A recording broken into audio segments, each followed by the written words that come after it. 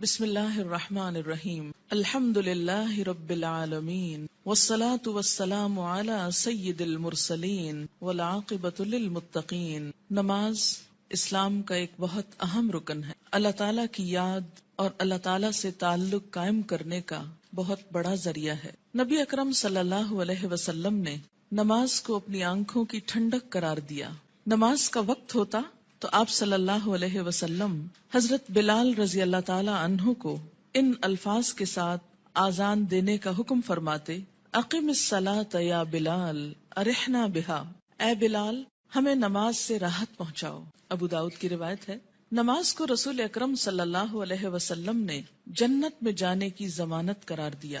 حضرت ربیعہ بن کعب اسلمی رضی اللہ تعالی عنہ رسول اللہ صلی اللہ علیہ وسلم کی خدمت میں حاضر رہتے اور نبی صلی اللہ علیہ وسلم کے لیے وضو کا پانی اور دوسری چیزیں لایا کرتے تھے۔ ایک مرتبہ آپ نے خوش ہو کر فرمایا: ربیعہ مانگو، کیا مانگتے ہو؟ حضرت ربیعہ رضی اللہ تعالی عنہ نے عرض کیا: یا رسول اللہ صلی اللہ علیہ وسلم، جنت میں آپ کا ساتھ چاہتا ہوں۔ آپ نے فرمایا: تو پھر سجدوں کی کثرت سے میری مدد کرو۔ یہ صحیح مسلم کی روایت ہے۔ یعنی اگر تمہارے نامہ اعمال میں سجدے زیادہ ہوئے تو میرے لیے تمہاری سفارش کرنا آسان ہو جائے گا۔ اللہ تعالیٰ نے قرآن پاک میں کامیاب لوگوں کی نشانی یہ بتائی ہے کہ وہ نماز کی پابندی کرتے ہیں۔ سورۃ المؤمنون آیت 9۔ سورۃ نور میں فرمایا کہ انہیں تجارت اور خرید و فروخت اللہ کی یاد اور نماز قائم کرنے اور زکوٰۃ دینے سے غافل نہیں کرتی۔ اللہ تعالیٰ نے نماز کو اقامت دین کی تمام تر جد و جہد کا حاصل قرار دیا۔ ارشاد باری تعالیٰ ہے: اگر ہم انہیں زمین میں اقتدار بخشیں، یعنی مسلمان زمین میں عروج کو پہنچے، طاقتور ہوں، تو وہ نماز قائم کریں گے، یعنی لوگوں کو اللہ کے آگے جھکائیں گے، زکوٰۃ ادا کریں گے، نیکی کا حکم دیں گے اور برائی سے منع کریں گے۔ یہ ایک اسلامی حکومت کی بنیادی خصوصیات ہیں۔ تکلیف، دکھ اور رنج کے وقت مومن کا یہی سب سے بڑا سہارا ہے۔ ارشاد باری تعالیٰ ہے: اے لوگو جو ایمان لائے ہو، اللہ سے صبر اور نماز کے ساتھ مدد مانگو۔ حضرت ابراہیم علیہ السلام اللہ تعالیٰ کے حکم پر اپنے اہل و عیال کو بیت الحرام کے پاس بے آب و گیاہ جگہ پر لے آئے تو بارگاہ رب العزت میں یہ دعا کی کہ میرے رب مجھے اور میری اولاد کو نماز قائم کرنے والا بنا۔ حضرت اسماعیل علیہ السلام کے جن اوصاف کا ذکر قرآن پاک میں آتا ہے ان میں سے ایک یہ بھی ہے، وہ اپنے گھر والوں کو نماز اور زکوٰۃ کا حکم دیتے تھے۔ آپ صلی اللہ علیہ وسلم کو بھی اس بات کا حکم دیا گیا کہ آپ اپنے اہل و عیال کو نماز کا حکم دیں اور خود بھی اس کے پابند رہیں۔ قرآن کریم سے ہدایت حاصل کرنے والے خوش نصیب لوگوں کی اللہ تعالیٰ نے جو نشانیاں بتائی ہیں ان میں سے ایک نشانی یہ بھی ہے کہ وہ نماز قائم کرنے والے لوگ ہیں۔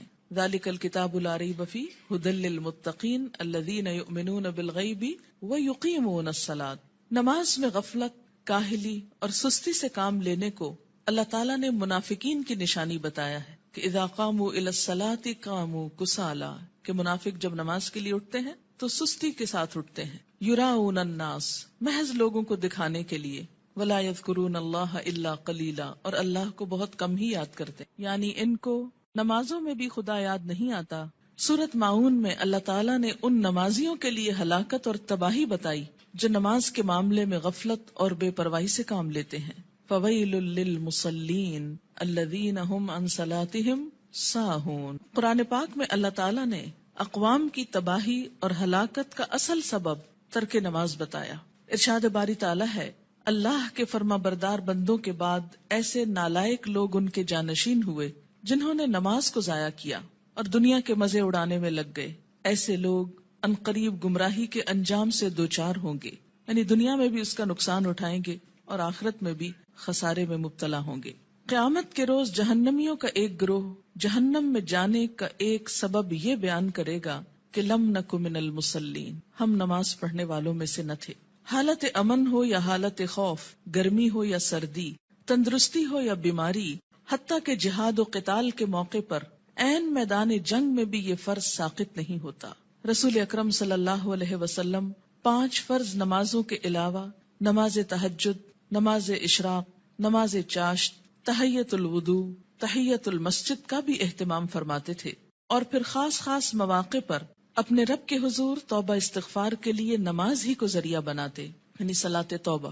خسوف ہو یا کسوف یعنی سورج گرہن اور چاند گرہن تو مسجد تشریف لے جاتے، زلزلہ یا آندھی آتی تو مسجد تشریف لے جاتے، طوفان باد و باراں ہوتا تو مسجد تشریف لے جاتے، فاقے کی نوبت آتی تو مسجد تشریف لے جاتے، کوئی پریشانی اور تکلیف ہوتی تو مسجد تشریف لے جاتے، سفر سے واپسی ہوتی تو پہلے مسجد تشریف لے جاتے پھر گھر پلٹتے، بارش نہ ہوتی تو بھی نماز ادا کرتے۔ گویا ہر غم، دکھ اور تکلیف کے موقع پر نماز۔ آج ہم میں سے بہت سے لوگ طرح طرح کے وظائف کرنے کے لیے گھنٹوں خود کو وقف کرتے ہیں، لیکن 2 رکعت نماز ان پر بہت بھاری ہوتی ہے۔ حیات طیبہ کے آخری دنوں میں بیماری کی حالت میں بھی نبی صلی اللہ علیہ وسلم کو جس چیز کی سب سے زیادہ فکر تھی وہ نماز تھی۔ وفات مبارک سے چند یوم قبل تیز بخار کی وجہ سے آپ پر غنودگی کی حالت طاری تھی۔ عشاء کے وقت آنکھ کھلی، سب سے پہلے یہ سوال کیا، کیا لوگوں نے نماز پڑھ لی ہے؟ یعنی سب سے زیادہ جس بات کی فکر تھی وہ کیا؟ نماز۔ عرض کیا گیا نہیں، آپ ہی کا انتظار ہے۔ سرور عالم صلی اللہ علیہ وسلم نے پھر اٹھنا چاہا تو بے ہوش ہو گئے۔ جب آنکھ کھلی تو زبان مبارک سے پھر وہی الفاظ نکلے، کیا لوگوں نے نماز پڑھ لی ہے؟ عرض کیا گیا نہیں، آپ ہی کا انتظار ہے۔ تیسری مرتبہ اٹھنے کی کوشش میں پھر غشی طاری ہو گئی۔ افاقہ ہونے پر ارشاد فرمایا، ابو بکر نماز پڑھائیں۔ وفات مبارک سے چند لمحے پہلے آپ نے امت کو جو آخری وصیت فرمائی وہ یہ تھی، الصلاۃ الصلاۃ وما ملکت ایمانکم، یعنی مسلمانوں نماز نماز اور اپنے غلاموں کا ہمیشہ خیال رکھنا۔ یعنی ایک طرف حقوق اللہ اور دوسری طرف حقوق العباد، بندوں میں سے سب سے زیادہ محروم مخلوق غلام۔ نماز بذات خود جتنی اہم ہے، طریقہ نماز بھی اسی قدر اہم ہے۔ نماز کے بارے میں حکم صرف یہی نہیں کہ اسے ادا کرو، بلکہ حکم یہ بھی ہے کہ اس طرح ادا کرو جس طرح مجھے ادا کرتے دیکھتے رہے ہو۔ ایک حدیث مبارک میں کچھ یوں آتا ہے کہ قیامت کے روز حقوق اللہ میں سے سب سے پہلے نماز کا حساب لیا جائے گا۔ جس کی نماز درست طریقے سے پڑھی گئی ہوگی وہ کامیاب و کامران ہوگا، اور جس کی نماز بگاڑی گئی ہوگی وہ ناکام و نامراد ہوگا۔ اس سے کیا پتہ چلتا ہے کہ قیامت کے روز صرف یہی نہیں پوچھا جائے گا کہ نماز پڑھی یا نہیں، بلکہ یہ بھی دیکھا جائے گا کہ کس طریقے سے پڑھی، کیا اس میں ان تمام امور کا لحاظ رکھا گیا جن کی پابندی ضروری تھی، سنت کے مطابق تھی یا نہیں۔ اس سے یہ اندازہ لگانا مشکل نہیں کہ ادائیگی نماز کے ساتھ ادائیگی نماز کا طریقہ بھی بہت ضروری ہے۔ جو مسائل آگے بیان کیے جائیں گے وہ کسی خاص فقہی مسلک کو سامنے رکھ کر نہیں، اور نہ ہی کسی مسلک کو صحیح یا غلط ثابت کرنے کے لیے یہ مجموعہ مرتب کیا گیا ہے، بلکہ پیش نظر صحابہ کرام کا وہ طریقہ ہے جس میں ایک صحابی حضرت حذیفہ رضی اللہ تعالی عنہ نے ایک آدمی کو نماز پڑھتے دیکھا جو رکوع اور سجود پورے نہیں کر رہا تھا۔ جب وہ آدمی نماز سے فارغ ہوا تو حضرت حذیفہ رضی اللہ تعالی عنہ نے اسے بلا کر کہا، تم نے نماز نہیں پڑھی، اور اگر اسی طرح کی نماز پڑھتے پڑھتے مر گئے تو طریقہ اسلام کے خلاف مرو گے۔ یعنی اگر رکوع سجدہ صحیح طور پر ادا نہیں ہوا مکمل طور پر تو وہ نماز پھر نماز نہیں، ایک مذاق ہے نماز کا۔ ایک دوسرے صحابی حضرت عبداللہ بن عباس رضی اللہ تعالی عنہ نے ایک شخص کو نماز عید سے پہلے نفل پڑھتے دیکھا تو اسے منع کیا۔ وہ کہنے لگا، اللہ تعالیٰ مجھے نماز پڑھنے پر عذاب نہیں کرے گا۔ حضرت عبداللہ بن عباس نے فرمایا، اللہ تعالیٰ تجھے سنت رسول صلی اللہ علیہ وسلم کی مخالفت کرنے پر ضرور عذاب دے گا، کیونکہ آپ نے کبھی نماز عید سے پہلے عیدگاہ میں نفل نہیں پڑھے تھے۔ ایسے کاموں سے کیوں اتنی شدت سے روکا گیا؟ کیونکہ اس سے دین بوجھل ہو جاتا ہے۔ اگر ایک شخص ایک رو میں آ کے کرتا ہے، دوسرا اس کو دیکھ کے کل ایک پورا وہ طریقہ بن جائے گا اور لوگ اس کو اپنے لیے لازم قرار دے دیں گے اور بلا وجہ دین کو بھاری کر لیں گے۔ ایک اور صحابی حضرت عمارہ بن رویبہ رضی اللہ تعالی عنہ نے خطبہ جمعہ کے دوران حاکم وقت کو ممبر پر ہاتھ بلند کرتے دیکھا تو کہا، اللہ خراب کرے ان ہاتھوں کو، میں نے رسول اللہ صلی اللہ علیہ وسلم کو دیکھا ہے کہ اس سے زیادہ نہ کرتے تھے۔ یعنی جمعے کے خطبے کا بھی ایک خاص سٹائل ہونا چاہیے، اور اپنی انگشت شہادت سے اشارہ کیا کہ انگلی سے زیادہ آپ خطبے کے دوران ہاتھوں کو نہیں اٹھاتے تھے۔ آج آپ دیکھیے سنت کی جب مخالفت ہوتی ہے تو اس کا نتیجہ کیا نکلا ہے کہ لوگ دین سے ہی بھاگنا شروع ہو گئے، کیونکہ بتانے والوں کا انداز اور سٹائل اور بیٹھنا اور گفتگو کرنا یہ سب کچھ دین کے یا حق میں جاتا ہے یا خلاف جاتا ہے۔ سنت رسول صلی اللہ علیہ وسلم سے محبت کا یہی جذبہ ہم سب کا مذہب ہے، اور اسی جذبے کے تحت یہ احادیث پیش کی جا رہی ہیں۔ صحابہ کرام کے مذکورہ بالا طرز عمل سے یہ بھی معلوم ہوتا ہے کہ جن مسائل کو ہم فروعی، اختلافی اور غیر اہم سمجھتے ہوئے نظر انداز کر دیتے ہیں، صحابہ کرام کے نزدیک ان کی کتنی اہمیت تھی۔ حقیقت یہ ہے کہ جو شخص رسول اللہ صلی اللہ علیہ وسلم کے اس فرمان مبارک سے آگاہ ہے، من رغب عن سنتی فلیس منی، یعنی جس شخص نے میری سنت اختیار کرنے سے گریز کیا وہ مجھ سے نہیں، وہ کسی بھی سنت کو معمولی اور غیر اہم سمجھ کر نظر انداز کرنے کی جسارت نہیں کر سکتا۔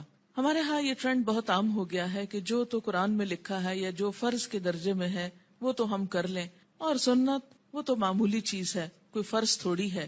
اور ہم نے دیکھا ہے سعودی عرب میں لوگ ایسا نہیں کرتے اور فلاں ملک کے لوگ ایسا نہیں کرتے۔ تو یاد رکھیے کہ ہمارے لیے نہ سعودی عرب کے لوگ کوئی مثال ہیں اور نہ کسی اور ملک کے، ہمارے لیے تو مثال 1400 سال پیچھے جاتی ہے نبی اکرم صلی اللہ علیہ وسلم کی ذات میں۔ سب سے پہلے نماز کے لیے نیت کا درست ہونا ضروری ہے، کیونکہ نیت کے بغیر اگر کوئی شخص وہ تمام ایکشنز کرے جو نماز کے ہوتے ہیں تو اس کی نماز نہ ہوگی۔ کسی بھی عمل کے اجر و ثواب کا دار و مدار نیت پر ہے۔ حضرت عمر بن خطاب رضی اللہ تعالی عنہ کہتے ہیں، میں نے رسول اللہ صلی اللہ علیہ وسلم کو فرماتے ہوئے سنا کہ اعمال کا دار و مدار نیت پر ہے، ہر شخص کو وہی ملے گا جس کی اس نے نیت کی، لہٰذا جس نے دنیا حاصل کرنے کی نیت سے ہجرت کی اسے دنیا ہی ملے گی، جس نے کسی عورت سے نکاح کرنے کی غرض سے ہجرت کی اسے عورت ہی ملے گی، بس مہاجر کی ہجرت کا صلہ وہی ہے جس کے لیے اس نے ہجرت کی۔ یعنی ہجرت جیسا بڑا نیکی کا کام بھی زیادہ فائدہ مند نہیں اگر اللہ کے لیے نہ ہو۔ فتنہ دجال سے بھی بڑا فتنہ دکھاوے کی نماز ہے، دکھاوے کی نماز۔ عن ابی سعید رضی اللہ عنہ قال خرج علینا رسول اللہ صلی اللہ علیہ وسلم ونحن نتذاکر المسیح الدجال فقال الا اخبرکم بما هو اخوف علیکم عندی من المسیح الدجال فقلنا بلا یا رسول اللہ صلی اللہ علیہ وسلم قال الشرک الخفی ان يقوم الرجل فيصلي فيزيد صلاته لما يرى من نظر رجل رواہ ابن ماجہ۔ حضرت ابو سعید رضی اللہ عنہ کہتے ہیں کہ ہم مسیح دجال کا ذکر کر رہے تھے، اتنے میں رسول اللہ صلی اللہ علیہ وسلم تشریف لائے اور فرمایا، کیا میں تمہیں دجال کے فتنے سے زیادہ خطرناک بات سے آگاہ نہ کروں؟ ہم نے عرض کیا، ضرور یا رسول اللہ صلی اللہ علیہ وسلم۔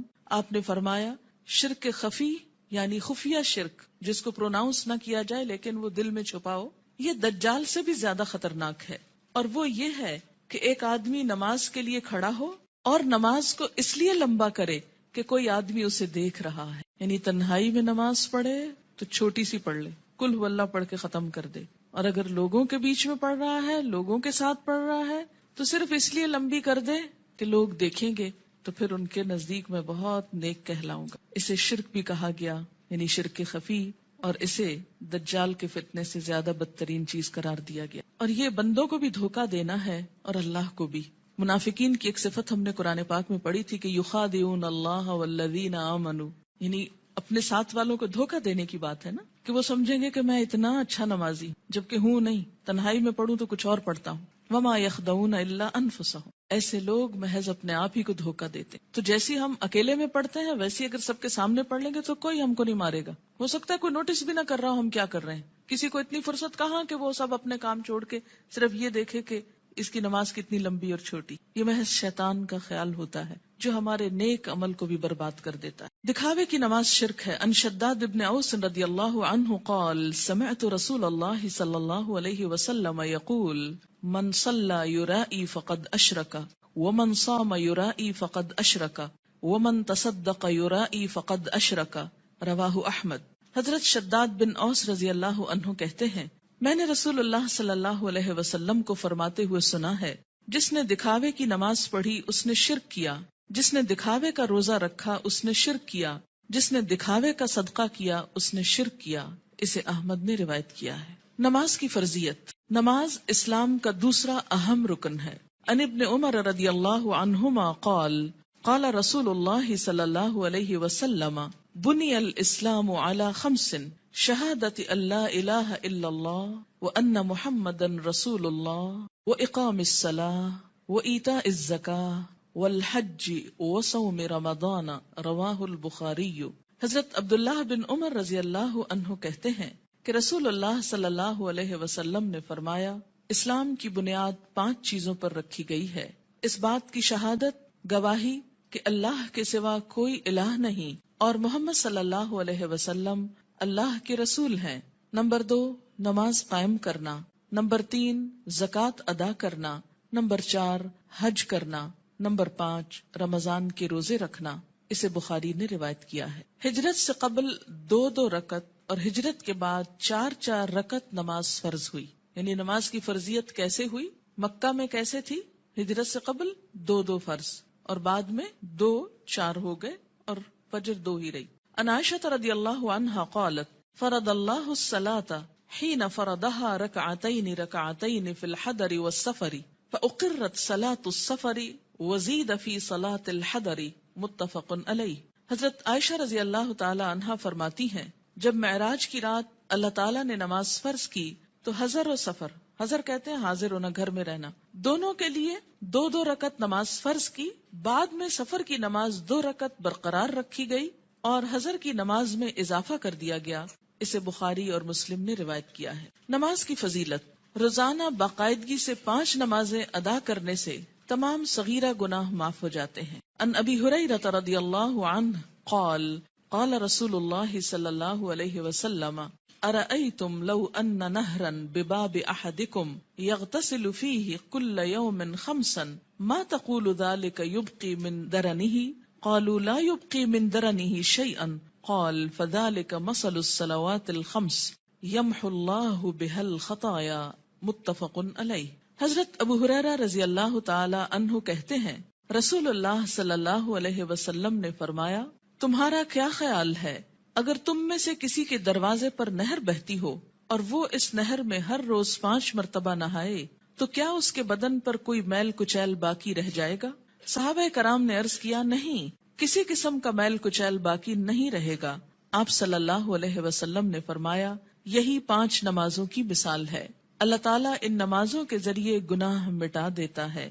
اسے بخاری اور مسلم نے روایت کیا ہے۔ یاد رکھیے کہ کچھ گناہ ایسے ہوتے ہیں کہ جن کو نیکیاں مٹاتی چلی جاتی ہیں۔ ان الحسنات یذہبن السیئات، اس میں کیا چیز آتی؟ مثلا آپ کے ہاتھوں کو ڈسٹ اور چھوٹی موٹی گندگی لگ جاتی ہے کام کرتے ہوئے، جب آپ پانی سے دھوتے ہیں تو وہ ڈسٹ خود بخود بہہ جاتی۔ کچھ چکنائی وغیرہ کے داغ ایسے ہوتے ہیں کہ جو صرف پانی سے نہیں دھلتے، اس کے لیے آپ کو صابن استعمال کرنا پڑتا ہے۔ کچھ داغ ایسے ہوتے ہیں پینٹ وغیرہ کے کہ جو صرف پانی اور صابن سے نہیں دھلتے، ان کے لیے آپ کو مخصوص قسم کا سولوشن استعمال کرنا ہوتا ہے جو ان دھبوں کو دور کر دے۔ اسی طرح روحانی نجاستیں اور گناہ، ان کی بھی کچھ قسمیں ایسی ہیں کہ جو خود بخود نیکیوں سے مٹتی چلی جاتی ہیں، کچھ کے لیے عبادات کفارے کا ذریعہ بنتی ہیں، لیکن کچھ گناہ ایسے ہیں کہ جن کے داغ بہت سخت ہیں اور ان کے لیے خصوصی عمل، توبہ، استغفار، ان گناہوں کا کفارہ اور مداوع ضروری ہوتا ہے۔ جب تک ان پہ مثلاً حد جاری نہ ہو جائے یا کفارہ نہ دے دیا جائے یا بطور خاص اس کی توبہ اور اصلاح نہ کر لی جائے تو وہ گناہ معاف نہیں ہوتے۔ تو اسی لیے اس حدیث کا یہ جو معنی کیا گیا ہے یمحو اللہ بها الخطایا، تو خطایا سے مراد کیا ہے؟ عام چھوٹے موٹے گناہ جو انسان ہونے کے ناطے بھول چوک کر اچانک انسان سے سرزد ہو جاتے ہیں۔ آپ منہ سے کچھ کہنے چلے تھے، کچھ اور کہہ بیٹھے، آپ کی نیت نہیں تھی، ارادہ نہیں تھا، اچانک ہی کچھ ہو گیا، پھر احساس ہوتا ہے، پھر آپ دوبارہ اس کی اصلاح کرتے ہیں، لیکن بسا اوقات وہ بھی بھول جاتے ہیں۔ تو ایسے میں کیا ہے کہ جو چیزیں انجانے میں نہ چاہتے ہوئے انسان سے ہو جائیں تو اللہ تعالیٰ انسان کے گناہوں کو مختلف عبادات کے ذریعے دھوتا رہتا ہے۔ نماز گناہوں کی آگ کو ٹھنڈا کرتی ہے۔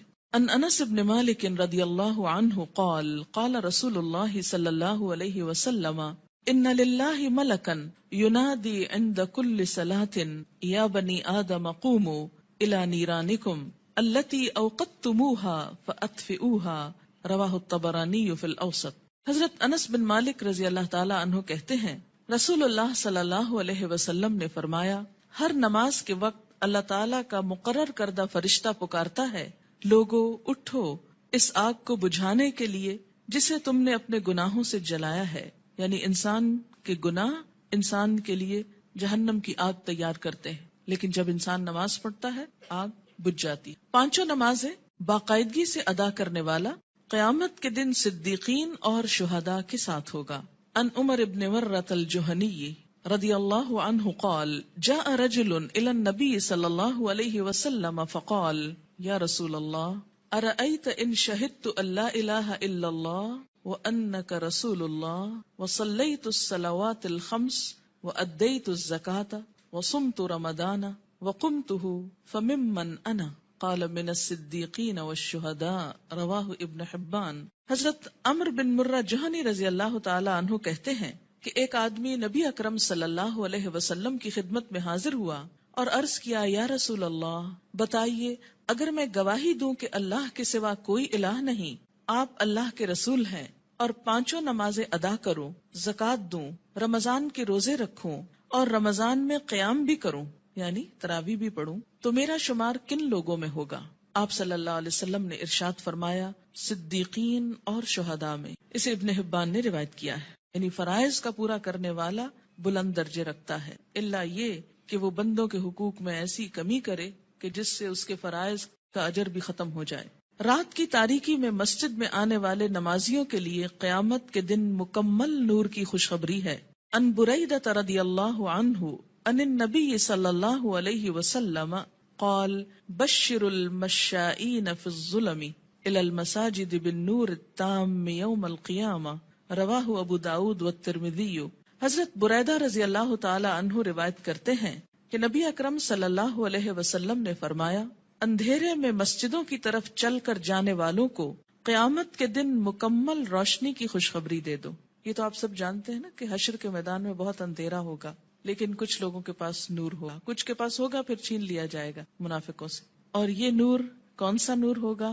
انسان کے اپنے اعمال کا، اور اس نور کو بڑھانے والی چیز نماز ہے، اور خصوصاً رات کے اندھیرے میں مسجد جانے والوں کے لیے خوشخبری ہے۔ عورتوں کے لیے گھر میں ہی یہ نماز پڑھنے کا اجر ہے، اور اگر وہ مسجد نہیں بھی جا پاتی تو انشاءاللہ پابندی سے نماز ادا کرنے کی صورت میں وہ اس اجر سے محروم نہیں رہیں گی۔ نور کی وہ دعا بھی سکھائی گئی نا کہ ربنا اتمم لنا نورنا، اللہ ہمارا نور ہم پہ مکمل کر دے، کہ حشر کے میدان میں یہ دعا مانگیں گے اہل ایمان اس پریشانی سے کہ کہیں ان کا نور ان سے چھین نہ لیا جائے۔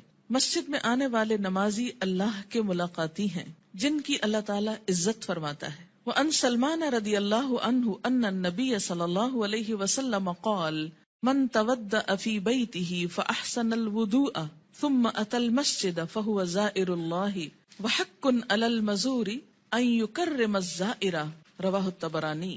حضرت سلمان رضی اللہ تعالی عنہ سے روایت ہے کہ نبی اکرم صلی اللہ علیہ وسلم نے فرمایا جس نے اپنے گھر میں اچھی طرح وضو کیا اور پھر مسجد میں آیا وہ اللہ کا ملاقاتی ہے، اور میزبان کے لیے ضروری ہے کہ وہ اپنے ملاقاتی کی عزت کرے۔ قیامت کے دن ایسے لوگوں کو عزت کے ساتھ جنت میں رکھا جائے گا، عزت کا لباس پہنایا جائے گا اور عزت کا مقام دیا جائے گا۔ وَلَهُمْ أَجْرٌ کریم کی جو بات آتی ہے، کریم عزت والا۔ نماز کی اہمیت۔ بے نماز کا انجام قارون، فرعون، حامان اور ابی ابن خلف کے ساتھ ہوگا۔ ان عبداللہ ابن عمرو بن العاص رضی اللہ عنہما ان النبی صلی اللہ علیہ وسلم انه ذکر الصلاة یوما فقال من حافظ علیہا كانت له نورا وبرهانا ونجاة يوم القيامة ومن لم يحافظ عليها لم يكن له نورا ولا برهانا ولا نجاة وكان يوم القيامة مع قارون وهامان وفرعون وأبي بن خلف رواه ابن حبان۔ حضرت عبداللہ بن عمرو بن العاص رضی اللہ تعالی عنہ کہتے ہیں کہ نبی اکرم صلی اللہ علیہ وسلم نے ایک دن نماز کا ذکر کرتے ہوئے فرمایا جس شخص نے نماز کی حفاظت کی اس کے لیے نماز قیامت کے روز نور، برہان اور نجات کا سبب ہوگی، اور جس نے نماز کی حفاظت نہ کی اس کے لیے نہ نور ہوگا، نہ برہان، نہ نجات۔ نیز قیامت کے روز اس کا انجام قارون، فرعون، حامان اور ابی ابن خلف کے ساتھ ہوگا۔ اسے ابن حبان نے روایت کیا ہے۔ یہاں پر نماز کی حفاظت کا ذکر ہے، پابندی وقت بھی مراد ہے، رکوع اور سجود وغیرہ کی حفاظت بھی، اپنے دل اور خیالات کی حفاظت بھی، طہارت کی حفاظت بھی۔ تو ایسی نماز پڑھنے والے کی اللہ تعالیٰ بھی حفاظت فرمائیں گے، اور قیامت کے دن اس کے لیے یہ نماز سراسر فائدے کا سبب ہوگی۔ اور اگر نہیں تو ایسا شخص فرعون، قارون جو مال کی محبت میں گرفتار تھا، کیونکہ عموماً انسان نمازوں کی پرواہ کیوں نہیں کرتا؟ مال کی محبت میں گرفتار ہو۔ فرعون حکومت اور جاہ و مال کی وجہ سے، تکبر کی وجہ سے، حامان جو اس کا مشیر تھا، جو فرعون کی خوشنودی حاصل کرنے کے لیے اسی کے دین پر تھا اور اسی کا مددگار اور وزیر تھا. آج بھی دنیا میں بہت سے ایسے لوگ ہیں جو اپنے بڑوں کی خوشنودی حاصل کرنے کے لیے اپنے کسی باس کی یا کسی بڑے کی اس کا کام کرتے کرتے یا اس کی خوشامد کرتے کرتے اللہ تعالیٰ کا یہ حق بھول جاتے ہیں. اور اسی طرح ابی ابن خلف اسلام دشمنوں میں سے تھا، یعنی ایسا شخص جو نماز کی حفاظت نہ کرے پھر اسے صدیقین اور شہداء کے ساتھ ہونے کی بجائے ایسے مجرموں کے ساتھ رکھا جائے گا. اسلام اور کفر کے درمیان حد فاصل نماز ہے. عن جابر رضی اللہ عنہ قال قال رسول اللہ صلی اللہ علیہ وسلم بین الرجل و بین الشرک والکفر ترک الصلاۃ، رواہ مسلم. حضرت جابر رضی اللہ عنہ سے روایت ہے کہ رسول اللہ صلی اللہ علیہ وسلم نے فرمایا، آدمی اور شرک یا کفر کے درمیان حد فاصل ترک نماز ہے، یعنی نماز کا پڑھنا یا چھوڑنا اس کو ایک طرف یا دوسری طرف لے آتا ہے. اسے مسلم نے روایت کیا ہے. مثلاً ایک شخص مسلمان ہے، اسلام کی حفاظت میں ہے، یہ حفاظت جو ہے یہ نماز کے ساتھ ہے، یا یوں کہیے کہ نماز ہی کی یہ باؤنڈری. جب کوئی شخص نماز نہیں پڑھتا، اس عہد کو توڑتا ہے تو وہ کٹ جاتی ہے ڈور جس سے وہ محفوظ تھا، اور اس کے بعد وہ اسلام حدوں سے نکل کر کفر کے قریب ہو جاتا ہے یا اس میں داخل ہو جاتا ہے. 10 برس کی عمر میں اگر بچہ نماز کا عادی نہ بنے تو اسے مار کر نماز پڑھوانی چاہیے، یعنی سختی کی جا سکتی ہے. عن عمرو بن شعیب عن ابیہ عن جدہ رضی اللہ عنہما قال قال رسول اللہ صلی اللہ علیہ وسلم مروا اولادکم بالصلاۃ وهم ابناء 7 سنین واضربوهم علیہا وهم ابناء 10 سنین وفرقوا بینہم فی المضاجع، رواہ ابو داود. حضرت عمر اپنے باپ شعیب سے اور شعیب اپنے دادا عبداللہ بن عمرو بن عاص سے روایت کرتے ہیں کہ رسول اللہ صلی اللہ علیہ وسلم نے فرمایا، جب تمہارے بچے 7 برس کے ہو جائیں تو انہیں نماز پڑھنے کا حکم دو، جب 10 برس کے ہو جائیں اور نماز باقاعدگی سے نہ پڑھیں تو نماز پڑھانے کے لیے انہیں مارو. نیز 10 برس کی عمر کے بچوں کو علیحدہ علیحدہ بستروں پر سلاؤ. اسے ابو داؤد نے روایت کیا ہے. 10 سال کی عمر تک بچے کی عادتیں پختہ ہو جاتی. اگر اس عمر میں والدین کچھ محنت کر لیں، تکلیف کر لیں تو باقی زندگی میں پھر آسانی ہو جائے گی، کیونکہ والدین سے پوچھا جائے گا بچوں کی تربیت کے بارے میں. قرآن پاک میں اللہ تعالیٰ فرماتے ہیں، یا ایھا الذین آمنوا قوا انفسکم واہلیکم نارا، اے لوگو جو ایمان لائے ہو بچاؤ اپنے آپ کو اور اپنے اہل و عیال کو آگ سے. ہم سمجھتے ہیں ایمان اور آگ، ہم نے تو کلمہ پڑھ لیا، ہمیں آگ کیوں چھوئے گی؟ اللہ تعالیٰ ایمان والوں ہی سے فرما رہے ہیں کہ اپنے آپ کو اور اپنے بچوں کو، بیوی کو، گھر والوں کو، اہل و عیال کو آگ سے بچاؤ، یعنی ان کی اسلامی خطوط پر تربیت کرو تاکہ وہ اللہ کے بندے بن کر زندگی بسر کر سکیں.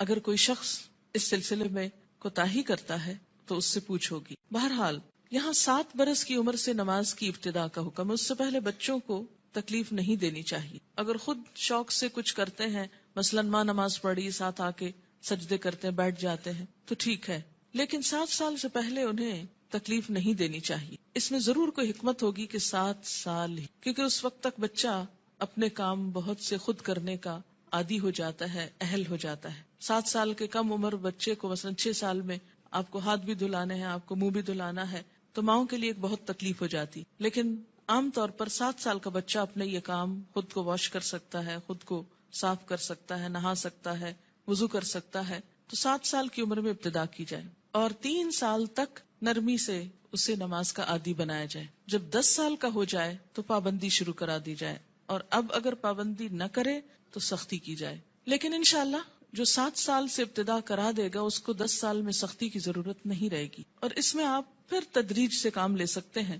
مثلا میں نے اپنے بچوں کے ساتھ یہ کیا کہ ان کو جو 7ویں سال کی جو برتھ ڈے آپ سیلیبریٹ کرتے ہیں تو کیک کھلانے کی بجائے بٹھا کے یہ بتایا کہ نماز کتنی امپورٹنٹ ہے، اور آج سے تم 7 سال کے ہو گئے ہو اور ہم سب مل کر مغرب کی نماز پڑھیں گے. میں نے یہ نہیں کہا کہ تم پڑھو بلکہ ہم پڑھیں گے، اور ساتھ کھڑے ہو کر وضو کروایا، ساتھ کھڑے ہو کر نماز پڑھائی. اس سے بچے کو کچھ بھی مشکل نہیں. نماز سے پہلے وضو ایک مشکل کام ہوتا، جو وہ مرحلہ پار کر جائے اس کے لیے اگلا مرحلہ آسان ہو جائے. تو مائیں اگر وضو کرتے وقت تھوڑا سا وقت 5-7 منٹ لگائیں اور ساتھ وضو کرائیں، اس سے وضو کی بھی اصلاح ہوگی انشاءاللہ، کہ دیکھا جائے گا کہ وہ اپنے کپڑے تو نہیں بھگو رہے یا باتھ روم تو نہیں بھگو رہے، کیونکہ بہت دفعہ دیکھنے میں آتا ہے اب تک کہ بچے تو کیا، بڑے بڑے میچور لوگ جب کسی واش روم سے نکلتے ہیں تو سارا واش روم یوں لگتا ہے جیسے کوئی نہا کے نکلا. کبھی سمجھ نہیں آئی کہ اس قدر پانی گرانے کی کہ جو سنک سے باہر زمین پر بھی پورا پھیل جائے اور کپڑے بھی اور سب کچھ گندا کرے،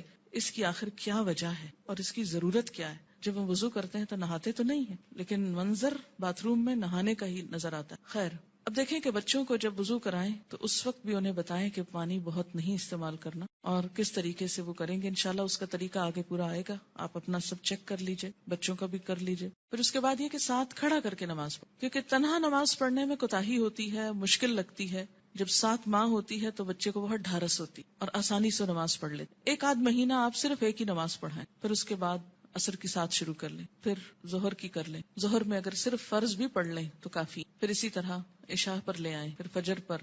10 سال کی عمر تک اگر وہ اپنی مرضی سے فجر اٹھ کے پڑھ لیتے ہیں تو کوئی بات نہیں، لیکن 10 سال کے بعد پھر فجر سورج نکلنے سے پہلے، اور پھر آہستہ آہستہ سنت کی رغبت بھی. فجر کی تو سنت خیر پڑھی ہی جائے گی، لیکن باقی نمازوں میں آہستہ آہستہ رغبت، حتیٰ کہ جب بالغ ہوں 12 سال 13 14 مختلف بچوں کی مختلف بلوغت کی عمر ہوتی تو اس وقت پھر ان کو دین کی ایسی باتیں ساتھ پڑھائیں کہ جس سے ان کے دل میں سنت پڑھنے کی، نفل پڑھنے کی محبت پیدا ہو اور وہ نماز سے بھاگے نہیں بلکہ نماز سے محبت کرے، ایسی ہی جیسے اللہ کے رسول صلی اللہ علیہ وسلم فرماتے تھے، اٹھو بلال نماز قائم کرو اور ہمیں راہ پہنچاؤ، کہ نماز ایک خوشی کی خبر بن جائے نہ کہ ایک پریشانی. اور اس میں تھوڑی سی محنت کی ضرورت ہے. اگر کوئی بچہ محنت کے باوجود، کوشش کے باوجود نہ پڑھنے کی طرف آئے تو پھر خصوصی طور پر دعا مانگے، نفل حاجت کے پڑھ کر خصوصی دعا بچے کے لیے مانگے کہ اللہ تعالیٰ اس کے لیے یہ کام آسان کر دے اور اس کے دل میں یہ محبت پیدا کر دے.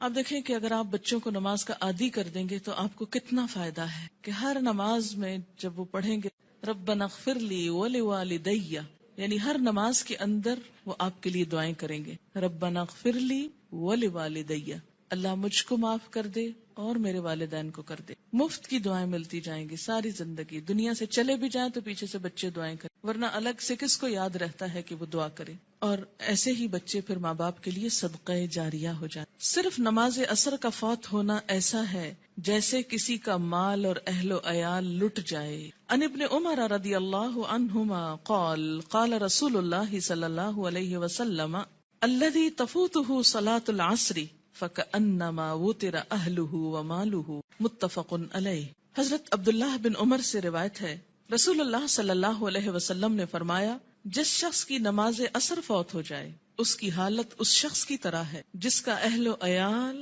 اور مال و اسباب ہلاک ہو گیا ہو. صرف نماز عصر قضا کرنا ایسا ہے گویا کسی کا گھر گر جائے، بال بچے سب مر جائیں اس میں اور پورا مال بھی تباہ ہو جائے، یا گھر والوں سمیت گھر کو آگ لگ جائے اور ہر چیز راکھ ہو. ایسا حادثہ اگر کہیں ہو جائے تو انسان دنوں یاد رکھتا ہے، لیکن نماز قضا کر کے کتنا دکھ اور تکلیف ہم محسوس کرتے ہیں وہ ہم سب اپنے دلوں سے پوچھ سکتے. یہ نقصان دنیا میں نظر نہیں آتا اس لیے دکھ بھی نہیں ہوتا، آخرت کے دن یہ نقصان نظر آئے اور تلافی کی کوئی صورت نہ ہو، کوئی موقع نہ ہوگا. اچھا، یہ جو حدیث ہے یہ بخاری اور مسلم نے روایت کی ہے، یعنی متفق علیہ حدیث ہے، یعنی کوئی ایسی کھیل مذاق کی بات نہیں ہے کہ ایسی ڈرا رہے. نماز سے غفلت کی سزا.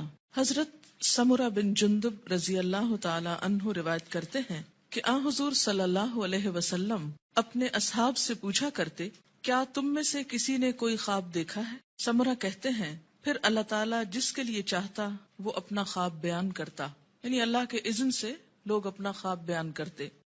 ایک دن صبح کے وقت ایسا ہوا، حضرت صلی اللہ علیہ وسلم نے فرمایا، گزشتہ رات کو میرے پاس 2 فرشتے آئے، جبرائیل اور میکائیل علیہ السلام. دونوں نے مجھ کو اٹھایا اور کہنے لگے چلو. میں ان کے ساتھ چلا. ایک آدمی کے پاس پہنچے جو کروٹ پر لیٹا ہے، یعنی پہلو پہ لیٹا ہوا ہے، اور دوسرا شخص جو ایک فرشتہ ہے پتھر لیے ہوئے اس کے سر پہ کھڑا ہے. وہ کیا کرتا ہے؟ جھک کر پتھر سے اس کا سر کچل ڈالتا، یعنی کھڑا آدمی جھک کر پتھر سے سر کچلتا ہے اور پتھر ڈھلک کر ادھر آ جاتا ہے، یعنی جب وہ پھینکتا ہے تو سر کچل کر پتھر دوسری طرف چلا جاتا ہے. وہ شخص پتھر کو سنبھالنے کے لیے جاتا ہے، دوسری طرف جا کے پتھر اٹھاتا ہے، اور جب پتھر لے کر آتا ہے تو اس لیٹے ہوئے شخص کا سر جڑ کر جیسے پہلے تھا ویسے ہی ہو چکا ہوتا ہے، پھر وہ پتھر مار کر اس کا سر کچلتا ہے، ایسا ہی پھر برابر ہوتا رہتا ہے کہ مارا جاتا ہے، سر کچلا جاتا ہے، جب تک پتھر کو دوبارہ اٹھایا جاتا ہے سر پھر درست ہو جاتا ہے، پھر مارا جاتا ہے۔ یہ بار بار سر کا درست ہونا اور بار بار مارا جانا یہ دراصل عذاب کی شدت کی طرف اشارہ ہے۔ میں نے کہا، کس نے؟ نبی صلی اللہ علیہ وسلم نے ان فرشتوں سے پوچھا، سبحان اللہ، یہ دونوں کون ہیں؟ انہوں نے کہا چلو، یعنی ابھی نہیں پوچھو۔ ہم پھر چل پڑے اور ایک شخص پر پہنچے جو سیدھا لیٹا ہوا ہے، چت لیٹا ہوا، اور اس کے پاس ایک اور شخص لوہے کی سنی لیے ہوئے کھڑا ہے، یعنی لوہے کا ایک ہیمر سا۔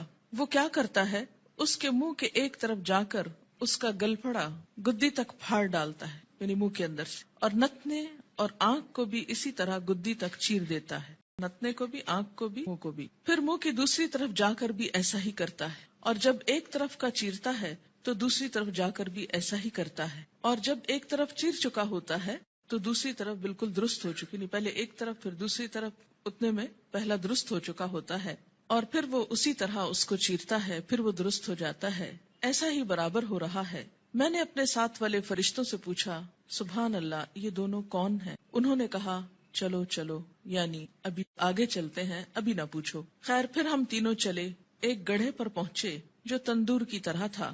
سمرہ بن جندب رضی اللہ تعالی عنہ کہتے ہیں، میں سمجھتا ہوں کہ حضور صلی اللہ علیہ وسلم نے یہ بھی فرمایا، اس تندور میں غل اور شور ہو رہا تھا، ہم نے جو جھانک کر دیکھا تو اس میں مرد اور عورتیں ہیں، لیکن سب ننگے، اور جب ان کے نیچے سے آگ کی لپٹ ان پر آتی ہے تو چلاتے ہیں۔ میں نے اپنے ساتھ والے فرشتوں سے پوچھا، یہ کون لوگ ہیں؟ انہوں نے کہا چلو، یعنی ابھی آگے چلتے۔ خیر، پھر ہم تینوں چلے اور ایک ندی پر پہنچے۔ سمرہ کہتے ہیں، میں سمجھتا ہوں کہ حضرت صلی اللہ علیہ وسلم نے فرمایا، اس کا پانی، ندی کا پانی، خون کی طرح سرخ تھا، اور ایک شخص اس ندی میں تیر رہا تھا۔ ندی کے کنارے ایک اور شخص کھڑا تھا جس نے اپنے سامنے بہت سے پتھر اکٹھے کر رکھے تھے۔ یہ شخص جو ندی میں تیر رہا تھا، تیرتے تیرتے اس کنارے والے شخص کے پاس آتا اور اپنا منہ کھول دیتا، وہ اس کے منہ میں ایک پتھر دے دیتا، پھر ندی میں چل دیتا، پھر لوٹ کر آتا تو کنارے والا شخص ایک اور پتھر اس کے منہ میں دے دیتا، غرض جب وہ لوٹ کر آتا یہی ہوتا۔ میں نے اپنے ساتھ والے فرشتوں سے پوچھا، یہ دونوں کون ہیں؟ انہوں نے کہا چلو چلو چلو، چلتے ہیں۔ خیر، پھر ہم تینوں چلتے چلتے ایک نہایت بدصورت بد شکل مرد کے پاس پہنچے، بہت ہی بدصورت جو تم نے کبھی بھی دیکھا ہو۔ وہ کیا کر رہا تھا؟ آگ سلگا رہا تھا اور اس کے گرد دوڑ رہا تھا۔ میں نے اپنے ساتھ والے فرشتوں سے پوچھا، یہ کون ہے؟ انہوں نے کہا چلو چلتے ہیں۔ پھر ہم تینوں چلے، چلتے چلتے ایک بہت گھنے سبز باغیچے پر پہنچے، اس میں ہمہ قسم کے پھول تھے، یعنی ہر طرح کے پھول تھے۔ اس کے بیچوں بیچ ایک لمبے قد کا آدمی تھا، اتنا لمبا کہ مجھ کو اس کا سر دیکھنا مشکل ہو گیا، اور اس کے گرد بہت سے لڑکے جمع ہیں، اتنے لڑکے میں نے کبھی نہیں دیکھے۔ میں نے اپنے ساتھ والے فرشتوں سے پوچھا، یہ لمبا شخص کون ہے اور یہ لڑکے کون ہیں؟ انہوں نے کہا چلو چلتے ہیں، ابھی نہ پوچھو۔ خیر، پھر ہم تینوں چلے اور ایک بڑے باغ پر پہنچے۔ ایسا بڑا باغ اور عمدہ باغ میں نے کبھی نہیں دیکھا۔ میرے ساتھ والے فرشتوں نے مجھ سے کہا، اس باغ میں ایک درخت تھا، اس پر چڑھ جا۔ ہم تینوں اس پہ چڑھ گئے اور جاتے جاتے ایک شہر پر پہنچے جو سونے چاندی کی اینٹوں سے بنایا گیا تھا۔ ہم نے اس شہر کے دروازے پر آ کر دروازے کو کھلوایا، دروازہ کھولا گیا، ہم اس کے اندر گئے۔ وہاں ہم کو ایسے آدمی ملے کہ ان کا آدھا دھڑ تو نہایت خوبصورت، بہت ہی خوبصورت جو کبھی تم نے دیکھا ہو، اور آدھا بدصورت۔ میرے ساتھ والے فرشتوں نے ان سے کہا، جاؤ اس ندی میں گر پڑو، غوطہ لگاؤ۔ وہاں ایک اور ندی دکھائی دی جو چوڑائی میں بہ رہی تھی، اس کا پانی دودھ کی طرح سفید تھا، غرض یہ آدمی اس ندی میں کود پڑے۔ پھر جو لوٹ کر ہمارے پاس آئے تو ان کی بدصورتی جاتی رہی، ان کا پورا جسم خوبصورت ہو گیا۔ اب میرے ساتھ والے فرشتے کہنے لگے، یہ شہر جنت العدن ہے، قرآن پاک میں آتا ہے نا، جنات و عدن، ہمیشہ رہنے والا باغ، ایور گرین، اور یہی تمہارا مقام ہے۔ میری آنکھ جو اوپر اٹھی تو کیا دیکھتا ہوں، ایک محل ہے سفید ابر کی طرح، یعنی بادل کی طرح۔ ان فرشتوں نے کہا، یہ تمہارا گھر ہے۔ میں نے کہا، اللہ تم کو برکت دے، مجھ کو چھوڑو، میں اپنے گھر میں جاؤں۔ انہوں نے کہا، نہیں، ابھی تم اس گھر میں نہیں جا سکتے، لیکن بعد میں تم اس میں داخل ہوگے۔ میں نے کہا، اچھا خیر، اس رات کو میں نے جو عجیب عجیب باتیں دیکھی تو ان کی حقیقت بیان کرو۔ انہوں نے کہا، ہاں، اب ہم تم سے ان کی حقیقت بیان کرتے ہیں۔ پہلا شخص جو تم نے دیکھا، جس کا سر پتھر سے کچلا جا رہا تھا، یہ وہ شخص ہے جس نے قرآن سیکھ کر اس کو چھوڑ دیا تھا، فرض نماز کا وقت قضا ہو جاتا اور وہ سویا رہتا. یعنی ایک ہی شخص کے دو عیب تھے. نمبر ایک، قرآن سیکھ کر اس کو چھوڑ دیا، یعنی پھر ویسا ہی ہو گیا جیسے اس نے کبھی اس کو پڑھا ہی نہ تھا.